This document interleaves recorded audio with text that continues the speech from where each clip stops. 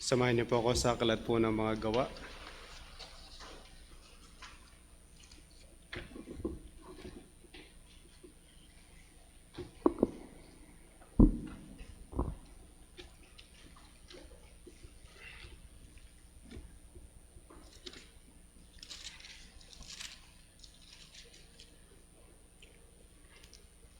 Acts chapter 4, verse 23.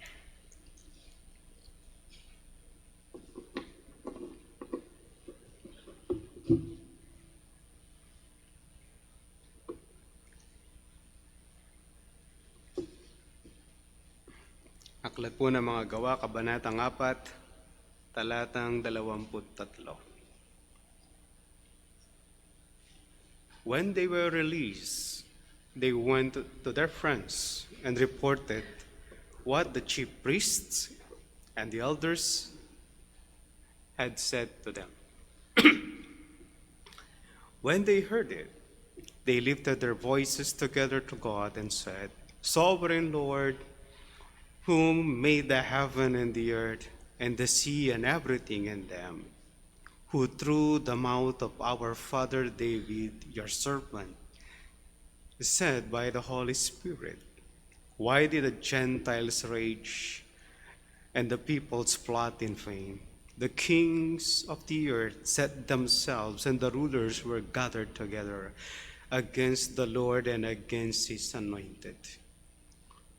For truly in this city there were gathered together against your holy servant Jesus, whom you anointed, both Herod and Pontius Pilate, along with the Gentiles and the peoples of Israel, to do whatever your hand and your plan had predestined to take place.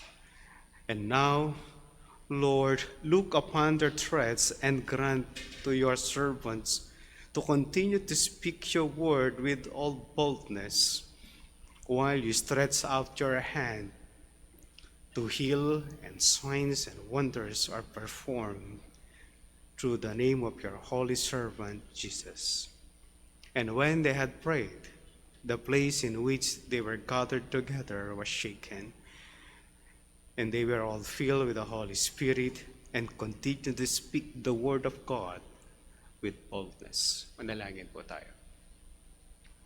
Aming Ama, kami po ay patuloy at nagpapasakop sa inyong kalooban. Humihingi po kami ng patnubay na sa amin pong pag-aaral ng inyong mga salita. Kami ay patuloy na matuto sa inyong mga katotohanan. Dalangin po namin ito sa pangalan po ng aming Panginoong Jesucristo. Amen.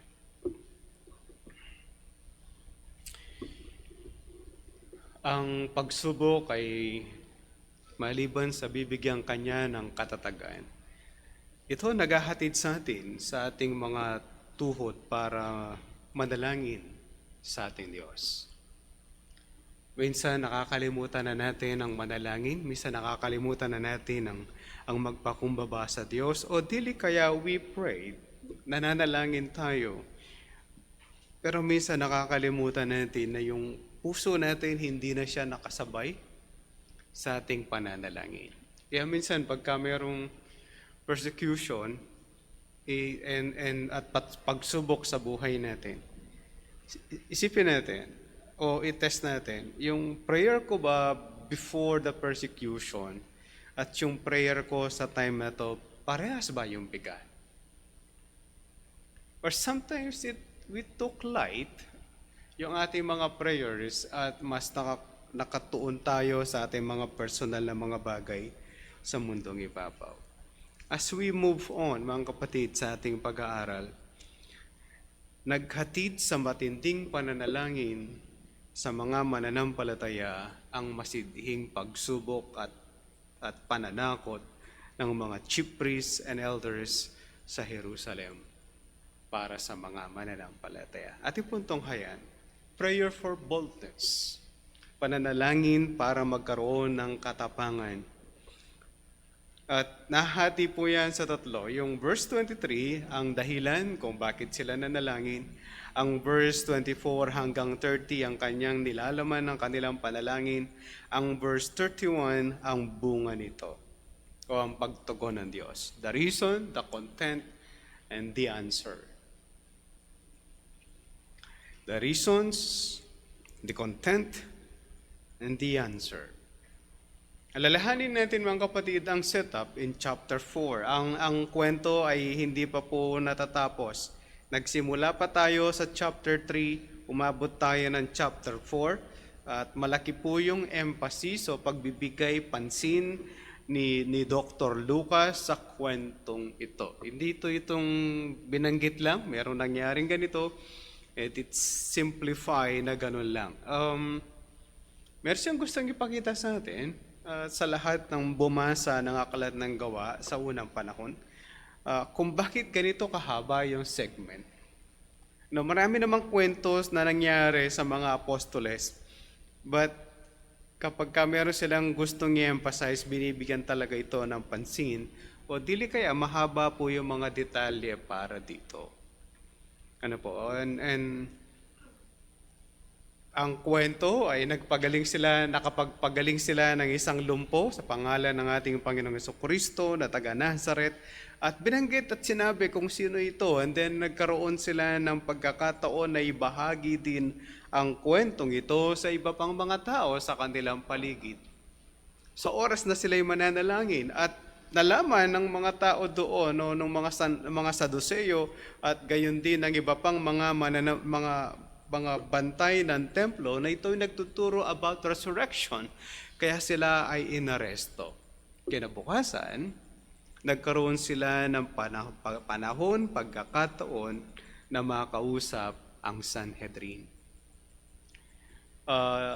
Nakakatakot dahil sila ay magsasalita at i-interviewin o i-interrogate ng Sanhedrin, mga elders, chief priests, mga eskriba, mga Saduceo, mga Pariseo, nagsama-sama ang kanilang mga pantas at mga magagaling na mga guro, at silang bumubuo ng Sanhedrin para tanungin ang mga apostles. Pero alam niyo ba,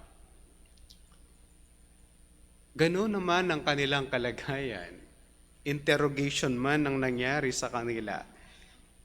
Alam niyo ba, hindi nila pinabayaan na hindi nila mabanggit ang mabuting balita. They still share the gospel. Ibinahagi pa rin nila ang mabuting balita and reminding them of their sins. Hindi ito yung ipababayaan mo, yung wag mo nang banggitin ang kasalanan, ipakita mo lang ang kabutihan ng Diyos. Mukhang hindi yan familiar para sa mga apostoles. Mabangis ang kanilang pananalita. Hindi itong simple na, pastor, pag nangangaral ka, nagbabahagi tayo ng gospel, don't talk about sin. Who told you? Yung mga apostoles, hindi sila ganun. Sinabi nila, akala nyo kami nagpagaling? Hindi kami nagpagaling. Ang nagpagaling yan ay si Jesus na taga Nazaret na pinatay nyo. Ganun yung pagsabi nila doon sa mga tao na mananalangin. Ganun din pagdating sa mga Sanhedrin. Si Jesus na Nazaret, pinako nyo, kayo rin pumatay. And that is sin. Ganun din ang chapter 2.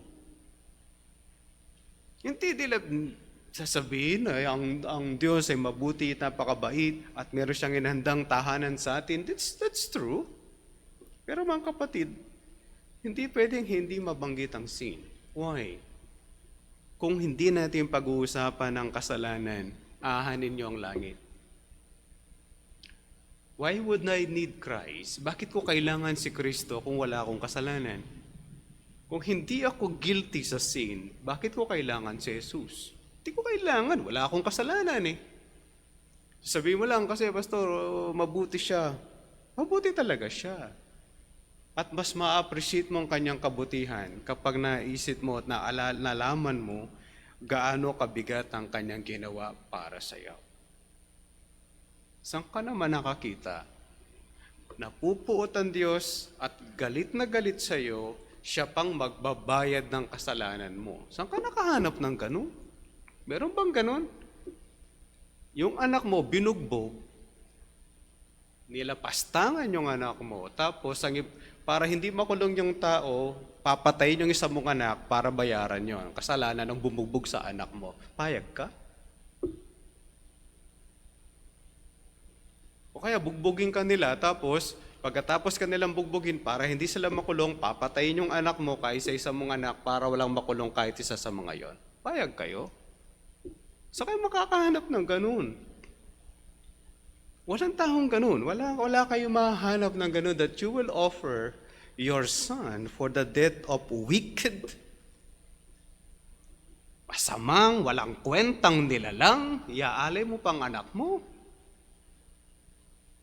Can you imagine? When you reject Christ, you reject your only hope. Kapag ayaw nyo si Kristo at ayaw mong manampalataya, tandaan nyo salitang to, wala nang natitirang alay para sa'yo, sabi ng Hebrews. It's the only. At wala nang iba that would satisfy God. Ganun pa man, sa kanilang pagbabahagi ng salita ng Diyos, anong kinamumuya ng Sanhedrin? Jesus of Nazareth. Not simply Jesus, it's a common name. Pag pinag-uusapan ng Jesus, common name. Pangkaraniwang pangalan yon. Kaya specific ang mga apostles, Jesus of Nazareth. Para specific ang pinag-uusapan. Common name ang Jesus, kahit po sa panahon natin. Sabi ko na to, kapag nakalendaryo ang iyong pangalan at ay panganak ka ng April 9, sigurado to, Jesus ang pangalan mo, pag galing ka sa traditional church. Para mapagalitan ka ng magulang mo, ang palaya mo, Jesse.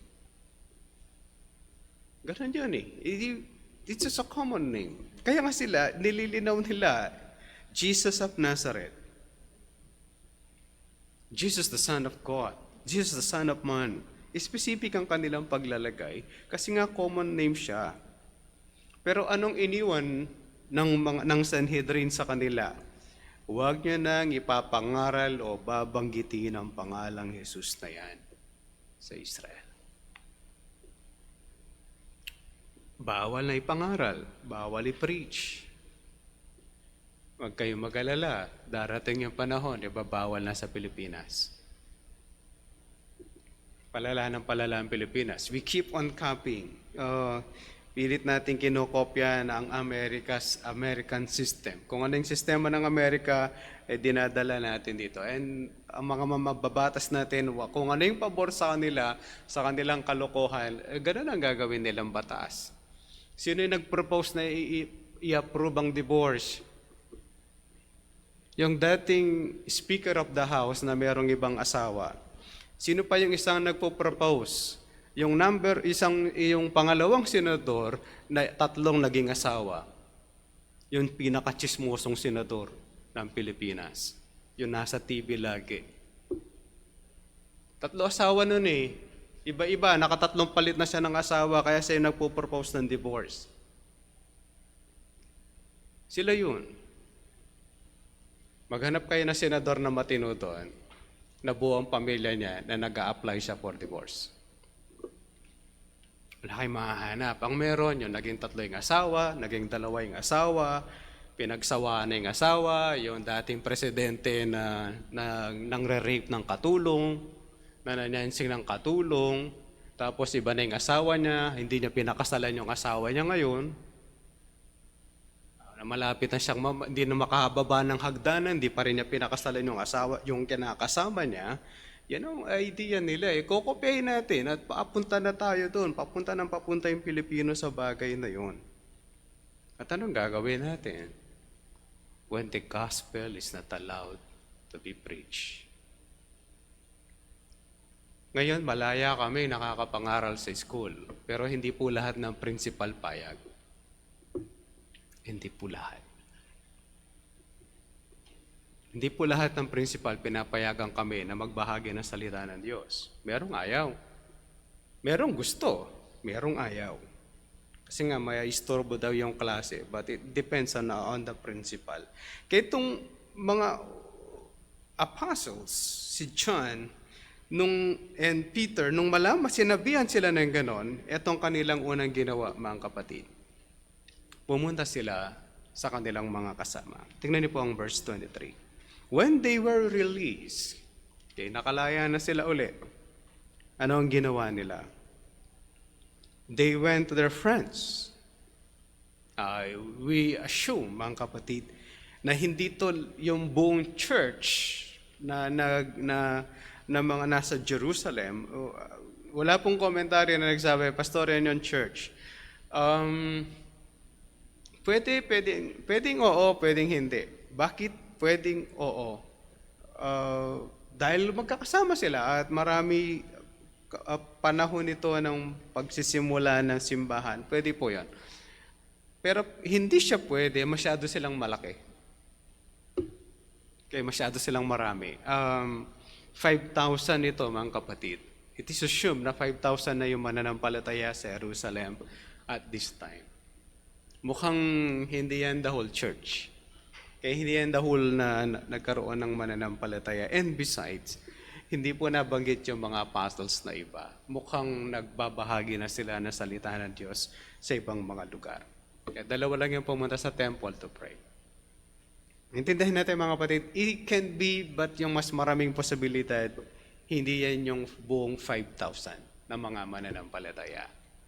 Mukhang mas maliit yung mga ng number na to na nag-gather kung sila naman ay house church. Kasi wala naman sila mga building na ganito noon. Kung sila ay nasa house church, anong bahay ang kasya yung 5,000? Wala. Malamang-lamang hindi po yan yung the whole church. But some of them. But hindi po yun yung mahalaga kung gaano man sila karami at kakaunti. Ano sinabi nila sa kanilang mga kasama? Sabi nila, and reported what the chief priests and the elders had said to them. Anong sinabi ng chief priests and elders? Bawal nyo nang ipangaral ang Jesus na yan. Bawal. Na hindi naman to yung panahon natin mga kapatid, hindi yan, Pastor, bago ba ang mga rules na yan? No. Kahit po gumawa sila ulit ng rules and this time, kung ito Sanhedrin sa Israel spiritual setup, sa panahon natin, politicians na po yung nagdesisyon. Bawal banggitin ang Jesus sa Israel. Okay, bawal na sa kanila. Sa kanila, bawal din. Bawal nang ipangaral ang Jesus na to and patungkol, lalo na patungkol sa kanyang resurrection.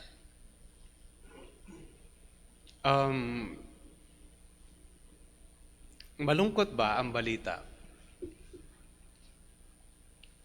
Malaki ba ang pressure? Pag, Pastor, binawal na yan, malaki ba ang pressure? Yes. Dahil ang church, ito ang kanyang gagawin ay mag-ibanghelyo.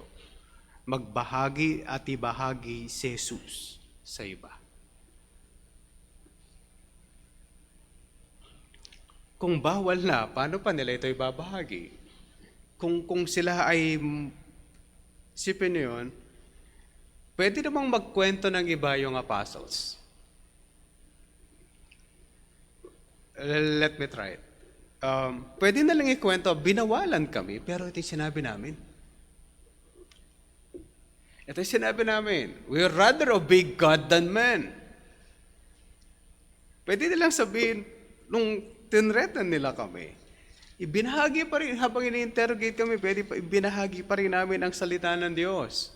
Ang kapatid, pwede nilang sabihin yun eh. Pero hindi yun ang kanilang nireport. Ang nireport nila, binabawalan na tayo ng high priest at ng elders, o sa isang simpleng usapin ng Sanhedrin, na ipangaral ang pangalan ng ating Panginoong Jesucristo. Ayun po yung kanilang dahilan. Nung marinig nila ito, mga kapatid, tignan yung tugon ng mga mananampalataya. Verse 24.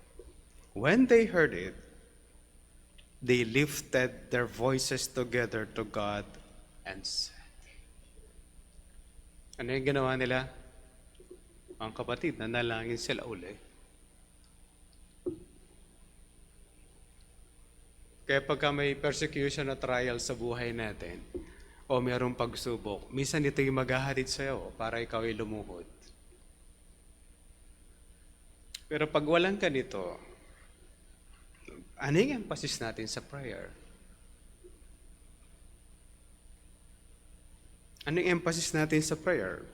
We will give it importance, yung pananalangin? O mas marami tayong gagawin kaysa mananalangin? Kasi tingin natin, okay lang naman, kahit manalangin ka hindi, meron naman nagpe-pray, bahala na sila. Ayun po yung pananaw natin pag bumagsak ng spirituality natin. Sa apilitan ng prayer, kung hindi ka paalalahanan, hindi ka masasali sa pananalangin. Bakit? Kasi hindi natin nakikita yung kahalagahan nito. Kung gusto pa natin magkaroon ng ganito, gusto niyo pang gawin ito ng Pilipinas, bawal nang mangaral ng salita ng Diyos. Sa Malaysia, bawal ibahagi si Jesus Christ. Kung gusto mong magbigay ng tracts sa Malaysia, kailangan may nakalagay sa likod, for Christian only. Ahanin ko yung tracts, yung pinamimigay about the gospel sa ahanin kong ibibigay sa mananampalataya yun. Christian na siya eh. Kaya nakalagay doon, for Christian only. Tapos itatrap ka pa ng mga Muslim sa Malaysia, hihingi siya sa'yo, pagkatapos palalabasin niya na binigay mo sa kanya yon. Hindi, biro yun. Kukulong ka lang naman ng 6 months. Kaya yung isang pastor sa Malaysia, hiningan siya ng tracts ng isang Muslim, inabot niya. Nakulong siya 6 months. Hindi naman nagsisi yung pastor. Hindi siya nagsisi. Hihintayin pa ba natin yun? Bago tayo manalangin. Hihintayin pa ba natin na ganito yung karanasan natin? Na ipagbawal ang Kristo, bawal ipahagi ang salita ng Diyos, bawal ipagbabawat matinding persecution before we pray? Yun po yung pinagkaiba ng Kristiyano sa China tsaka Kristiyano ng democratic country. Sa sobrang freedom natin, nagbibigay tayo ng maliit na importansya sa pananalangin. Pero, pag pupunta tayo sa ibang lugar, hindi panalangin, mas ready tayo. Wala tayong dinadahilan. Pero pag prayer, may dahilan tayo. Mga kapatid, think about it. What is your emphasis on prayer?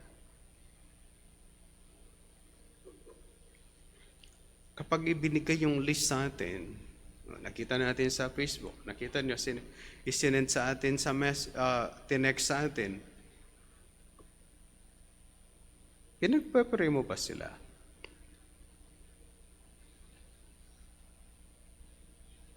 Sa 52 Wednesday, na ibinigay sa iyo ang list every year, ilang beses ka nanalangin doon kung hindi ka nakakarating ng prayer meeting dahil sa sovereign plan ng Diyos, hindi ka maka-attend, pagbigyan na natin. Sa 52 prayer list, ilan ang pinag-pray mo doon?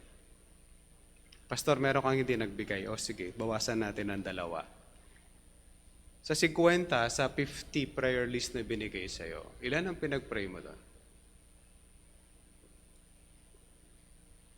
Pastor, may na-neglect ako. Can you see it?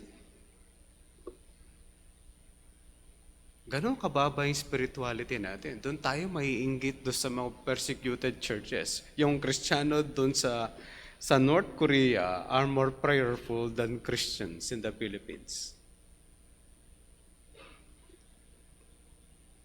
Bakit? Kapag may kumatok sa pinto nun, magsisimula ng manalangin lalo yun.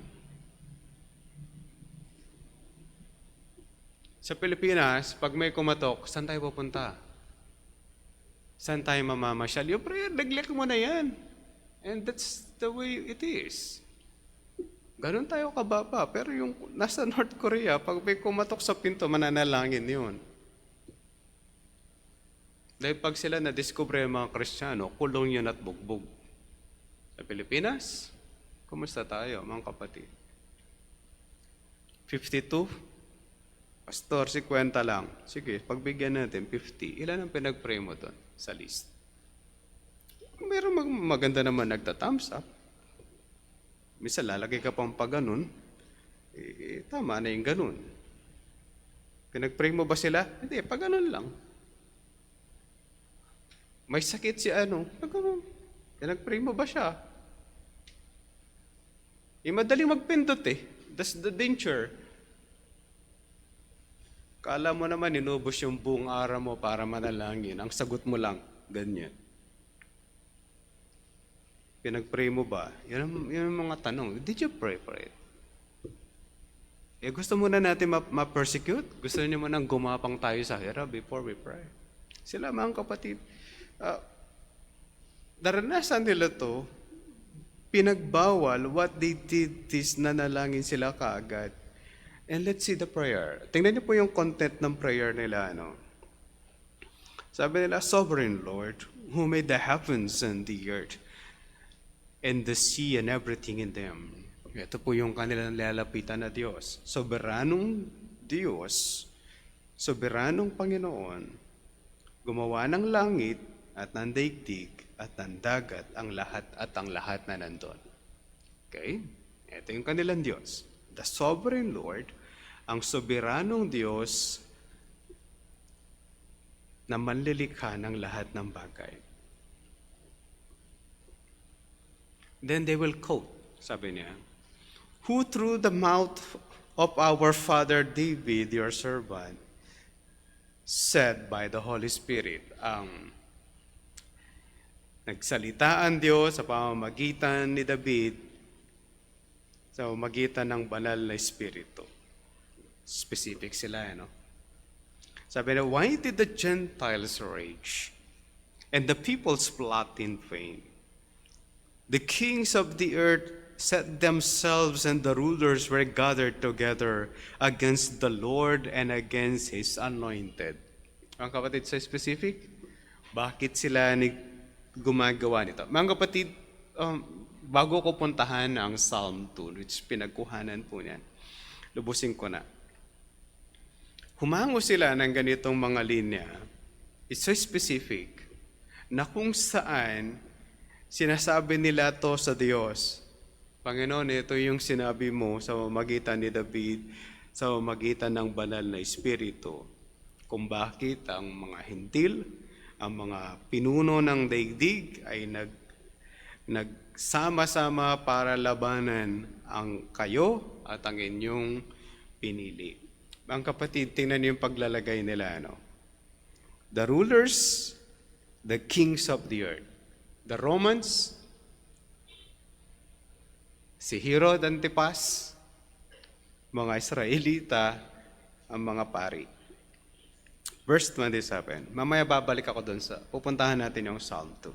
For truly in this city, there were gathered together against your holy servant Jesus, whom you anointed, both Herod and Pontius Pilate, along with the Gentiles and the peoples of Israel. Mga kapatid, ito yung nagplano lahat. Nagsama-sama sila, nagkampi-kampi sila.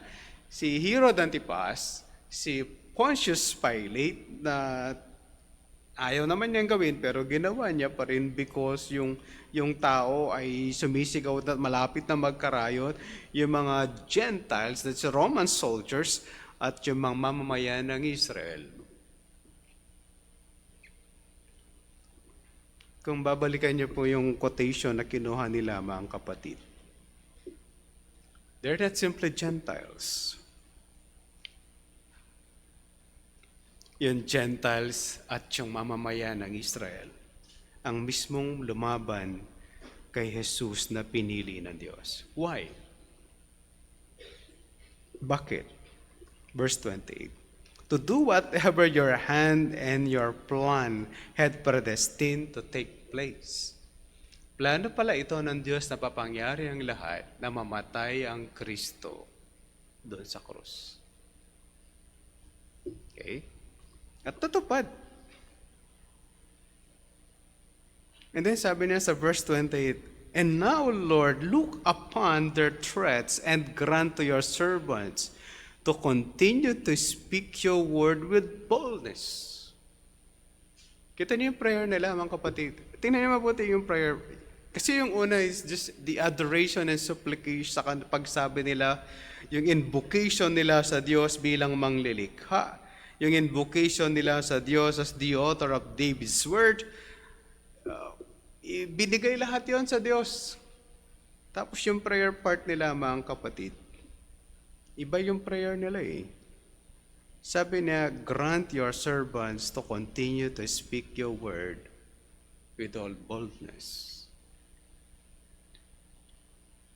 While you stretch out your hand to heal, and signs and wonders are performed through the name of your holy servant, Jesus.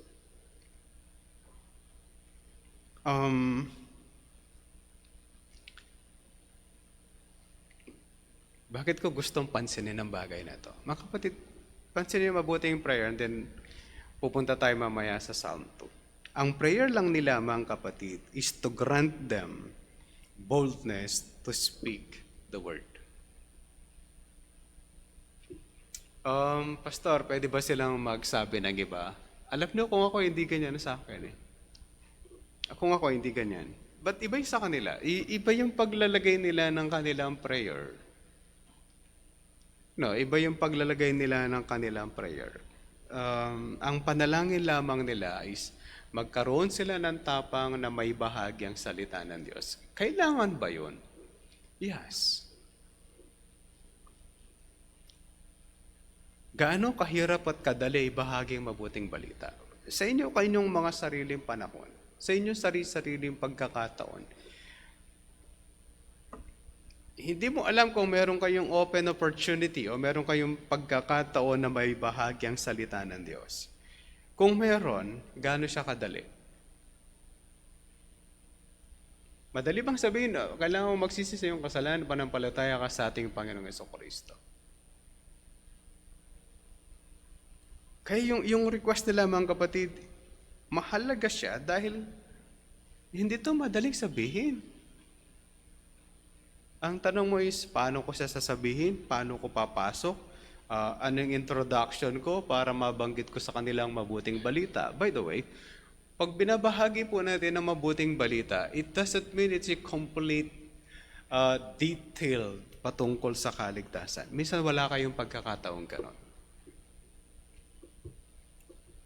Minsan wala tayong pagkakataon. Minsan ang pagkakataon natin is simple message ang kailangan lang nilang marinig at kung yun lang ang pagkakataon mo, then you do it. Bakit gusto kong pansinin ang kanilang prayer? Bakit ito lang ang kanilang prayer? Ito lang ang concern nila. Bakit ko kayo gustong ibalik sa Psalm 2? Balikan niyo, punta po kayo sa Psalm 2. Aklat po ng awit, kabanatang 2. Hawakan niyo po yung Acts, babalik pa po ako. Namnamin po natin ang awit, kabanatang 2. Verse 1. Doon na po kayo, Psalm chapter 2.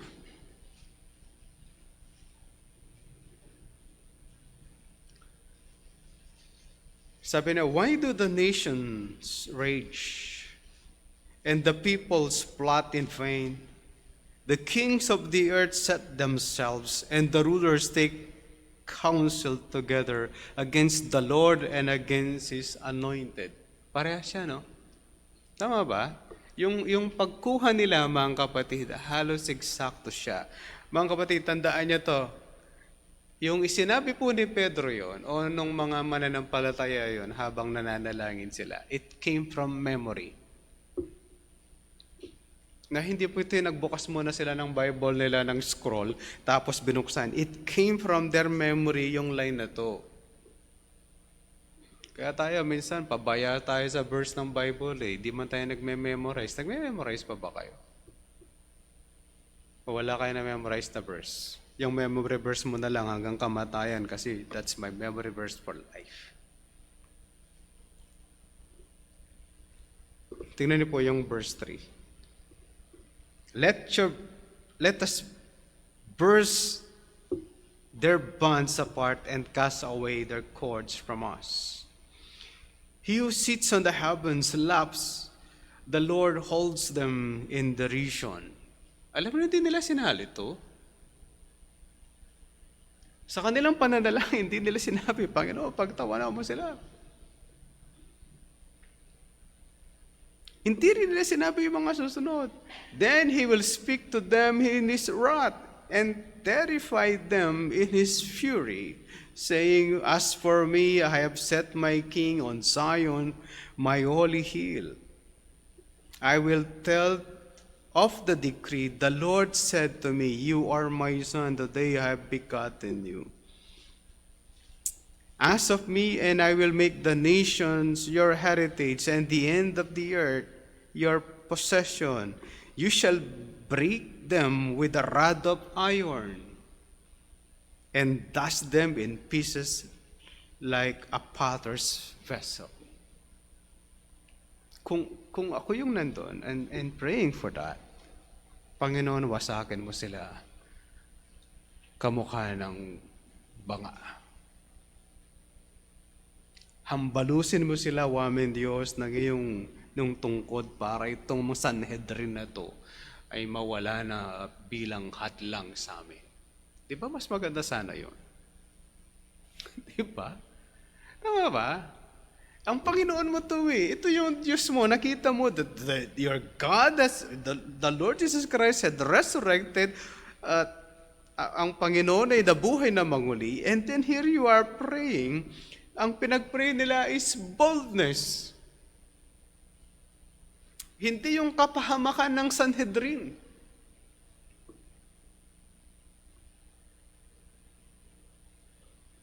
Ito yung kanilang prayer. Mga kapatid, hindi sila nanalangin na sila ay mapahamak. Ang pananalangin lang nila is may bahagi nila patuloy ang salita ng Diyos. That's the priority in their life. It's the gospel. Yung sinasabi, gusto kong balikan to kasi hindi nila to pinanalangin. Hindi nila sinabi, Panginoon, pambalusin mo yan, mga yan, sa iyong bakal at tungkod at drugin mo sila kamukha ng mga banga. Hindi siya gano'n. But ang request nila mga kapatid, as a group, is to have boldness to share the gospel. Kaya tayo mga kapatid, do we pray for that? Maliban na nanalangin ka to have open door for the gospel, nananalangin ka ba for sana bigyan mo kami o Diyos ng tapang, may bahagi ang mabuting balita?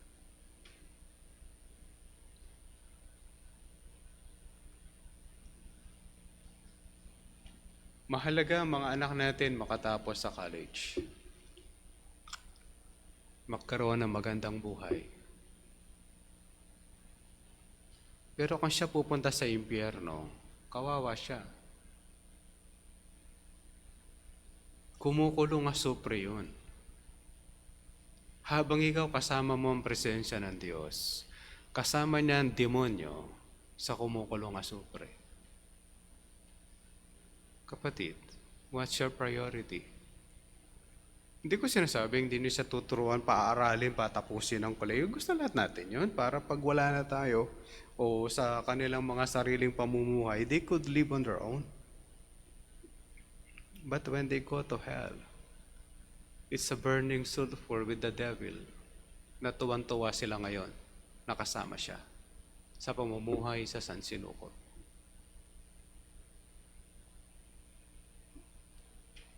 Gayun din mga kapatid sa atin nakakasalamuha. Tandaan nyo, pag may nakakasalamuha kayong unbeliever, tayong unbeliever, tandaan nyo, pupunta po ng impyerno yon.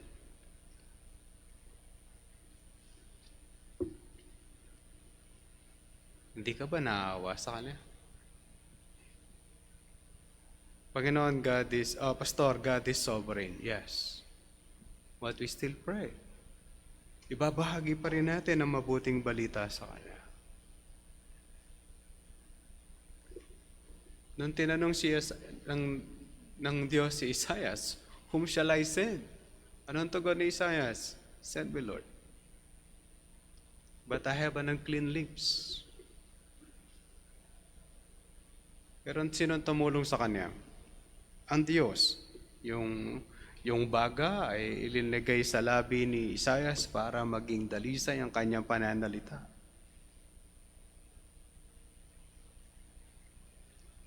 Mahalaga dapat ang gospel? Yes. Tingnan niyo po yung anak niyo, pamilya niyo. They will go to hell kapag wala silang pananampalataya sa Panginoon.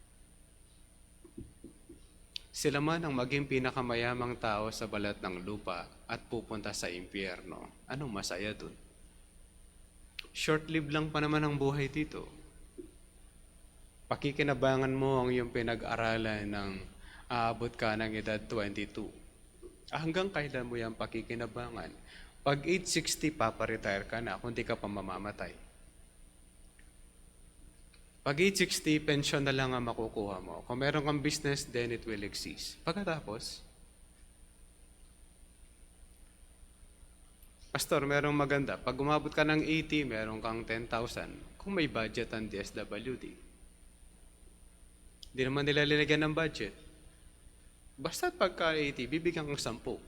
Pagdating mo sa DSWD, kung may budget. Basta pag 100, di pag 100. Sige, pag-usapan natin. Kapag meron kang 100,000 pesos, may enjoy mo ba siya? Bibili ka pa ba ng Porsche at age 100? Manonood ka pa ba ng sine at age 100? Kakain ka pa ba ng salad at age 100? Yung crispy pata, kakainin po ba siya? Kung mangunguya mo siya. Have you enjoyed your 100,000? At least may panggamot sa iyo yung anak mo. That's good. At may pambiling hataol pagka 101.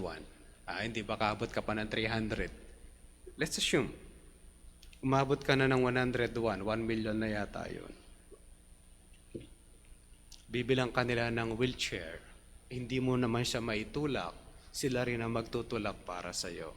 Dahil hindi mo na maganyan, yung rayuma mo pa sa kamay. Can you imagine? Tapos hanggang kailan pa ba yung pinag-aralan mo for alam mo yun, magsisimula kang mag-aral at age 6 or age 5. Kapag pinaaral ka kagad ng 4, dinaycare ka muna.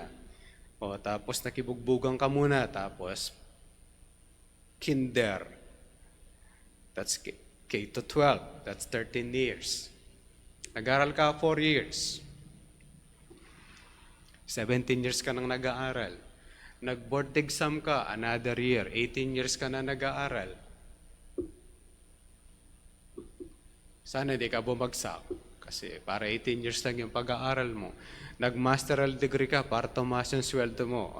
Another 2 years. Nag-doctorate degree ka, another 2 years. Tapos, 30 ka na.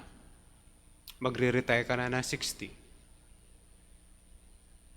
Tapos, 30 years mong pakikinabangan yung pinag-aralan mo. Na pinag-aralan mo ng 24 years. Tapos, ano na sa'yo?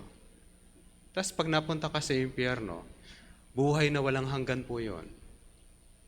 30 years mong pakikinabangan, sabihin mo na, Pastor, aabot ako ng 80. Sige, 60 plus 20. 50 years mong pinakinabangan, umabot ka ng 100. Sige, pagbigyan natin, plus 20 ulit. 70 years mong pinakinabangan, tapos pupunta ka sa impyerno. Hanggang kailan ng impyerno? Sa engineering, lambda ang gamit. Eternity. Sa mathematics, 100. Yun ang count.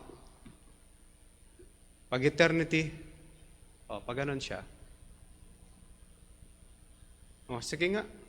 Isipin niyo mga kapatid, do we need to share the gospel? Yes, it is our priority. Because people are going to hell.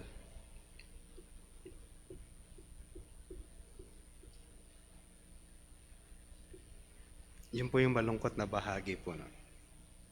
Kaya sila, mga kapatid, kung babalikan niyo po yung kanilang panalangin, ang dami nilang pwedeng sabihin sa Diyos, ingatan mo kami mula sa Sanhedrin, o kaya patayin mo na si High Priest, Lord, para wala nang gulo dito. Patayin mo na sila lahat. Para kami na lang, ang mga Kristiyano na lang ang nandito and replace them. At wala na sila. Pero hindi yun ang prayer nila. Ang prayer nila is help us and give us boldness to speak. Mga kapatid, bold na yung dalawa Matapang na yung dalawang humarap sa Sanhedrin. Hindi itong first time. Matapang nilang hinarap yung mga tao na nagtatanong patungkol do sa pinagaling nilang lumpo. Matapang nilang hinarap yung mga kalalakihan sa Pentecostes para ibahaging mabuting balita ng Diyos. They're courageous. Pero bakit karoon pa rin ang prayer nila? Kasi time will come, hindi sa lahat ng pagkakataon meron kang tapang para ibahagi ang salita ng Diyos. Hindi sa lahat ng pagkakataon. Therefore, brethren, we have to pray for that. Ipanalangin natin, paano ko ba uumpisahan ng mabuting balita? Hingin din natin yung talino para magawa po yun. Dahil hindi siya madali. Kahit na punong-puno yung kaisipan mo, patungkol sa mabuting balita, pag nandun ka na, hindi siya ganong kadali. Merong mga churches na magaling mag-ibanghelyo, they would knock on the door. Tapos kakausapin nila yung mga tao patungkol sa mabuting balita. Ang galing nila. Sabi ko, ang galing nyo, nagagawa nyo yun. You have that boldness. Pero tayo, kumusta? Siguro dahil wala tayong boldness kasi hindi natin pinapanalangin yun. Pastor, hindi ko alam paano ko siya sisimulan. Siguro hindi natin pinapanalangin. Paano natin sisimulan? Iluhod natin yan, mga kapatid, sa Panginoon. At ito yung tugon ng Diyos sa kanila in verse 31. When they had prayed, the place in which they were gathered together was shaken, and they were all filled with the Holy Spirit, and continued to speak the word of God with boldness. O nangyari ka? When they prayed, God works. May tugon ng Diyos sa kanilang pananalangin. Yes. Kung tayo mananalangin, mga kapatid, tutugon din ng Diyos. Kaya ipag-pray natin. Pastor, paano ko gagawin? Paano ko sisimulan? Kahit paano po namin advice, ang lahat, ikaw pa rin ang nandun at gagawa. No? Manalangin ka, ilapit mo sa Diyos. Panginoon, paano ko gagawin ito? Hingin mo rin yung wisdom, paano simulan ang pag-iibanghelyo. Ikaw ang nandun. Ikaw, nilagay ka ng Diyos doon to share the gospel. Grab the opportunity and pray for boldness. Hindi kung ano-ano lang ang pag-uusapan natin sa mundang ibabaw. Lagi niyong tatandaan, kapag unbeliever yung kausap niyo, pupunta po yan sa impyerno. Yun lang yan. And they will stay in hell for eternity. Kaya na nandito, kailan ka tutugon sa Diyos? You have heard the gospel. Kailan ka magsisisi sa iyong kasalanan? O tuwang-tuwa ka pa rin sa demonyo hanggang ngayon? Pero sigurado to. Pag nag-abutan ka ng kamatayan, hindi ka nagkaroon ng pananampalataya kay Kristo Jesus. Ibubulid ka ng Diyos sa kumukulong asupre at nangangalit na apoy hanggang sa walang hanggan. Dahil ayaw ng Diyos, ang tao ayaw sa Kanya. Manalangin po tayo. Panginoon, ang mga apostoles sa unang panahon ay meron ng katapangan para magbahagi ng inyong mga salita. Pero nanalangin pa rin sila para sila magkaroon ng tapang na may bahagi ang iyong mga salita. Tulungan niyo kami, o aming Diyos, na maging matapang din sa pagbabahagi ng inyong mabuting balita. Bigyan po kami ng tapang. Bigyan din po kami ng talino how to do it. Bigyan kami ng wisdom paano namin may bahagi ang inyong mabuting balita. Dahil yung mga tao, kapag hindi sila nagkaroon ng kaligtasan, they will go to hell. Tulungan niyo kami, o aming Diyos, at bigyan niyo kami ng malalim na awa para sa kanila, upang sa gayon ang mabuting balita ay aming may bahagi. At maudyukan kami na may bahagi ito. Tulungan kami, aming Diyos, with prayerful boldness and wisdom, parang yung mabuting balita ay aming may bahagi. Sa mga kasama namin na nandito na pang pananampalataya, help them.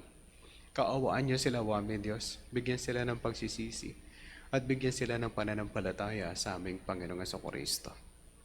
At sa pangalan po ng aming Panginoong Jesucristo, pong lahat ang aming dalangin. Amen.